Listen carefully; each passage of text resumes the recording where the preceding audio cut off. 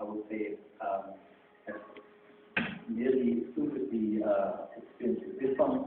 Other drug-eluting balloons have been used in our lab only so far in studies, and therefore what I will show you is our experience, and other drug-eluting balloons will come later, and we'll see whether they are as good as these ones. So it started all with a first trial. You all know this, the first drug-eluting balloon, which was the carrier was contrast medium. Just very quickly, once again, the endpoint which they choose in this study to really prove whether drug-eluting balloon works in the SFA was a very scientific one. It was the comparison of the late lumen loss after 6 months by angiography, so how much hyperplasia grew after 6 months. And you can see here that with the plain balloon, there was in mean 1.7 millimeter late lumen lost after 6 months, and with the drug-coated balloon, there was only 0.4 millimeters left, and that was the first proof that there is indeed a difference, a significant difference.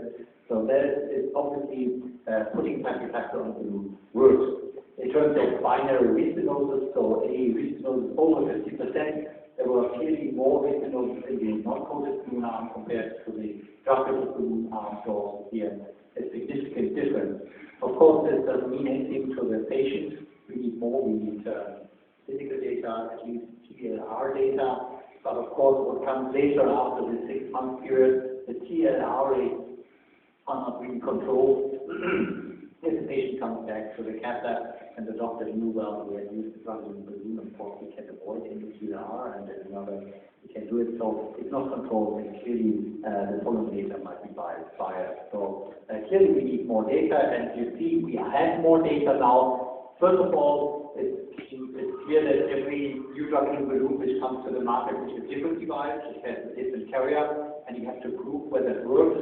So every first study with a new drug-coated balloon should have the same concept, let's say like this. The endpoint should be comparable. 6 months late lumen loss is always chosen.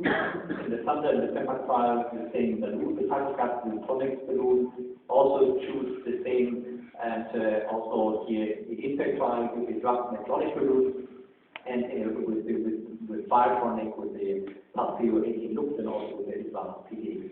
So all these here show that they can also reduce the late lumen loss, especially here you can see with the Impact balloon, 0 late lumen loss, obviously a shrinking of the plaque over time has occurred here. So in this regard, we're comparing it to other outcomes. The next one can also see, however, this balloon obviously did not work. There was not a significant difference between the drug-eluting balloon and the non-coated balloon, and this was the only balloon where they didn't put the carrier. They followed the same principle as in the silver PDA stent. Without carrier, they tried to make it work, but obviously it doesn't work. So carrier is important. Sorry. And clearly also which kind of carrier. Okay, so this is now here the Tactile trial, which I want to show you briefly. The proof of concept trial for the Impact Pacific balloon, randomized 1:1 in 3 German centers, multi-center. It's independently and blinded angiographic record and analyzed. So this I think is also very, very important. I see here the recommendation arm, Rutherford from 2 to 5 was allowed. Not a big group of patients, the same as in the other trial, enough to prove the concept of the primary endpoint of 6 months late lumen loss. However, also they followed clearly also some late clinical endpoints, just to be sure that it's safe. No safety issues can be seen later on. Yeah, in this trial, different to others, also non-lesions were allowed.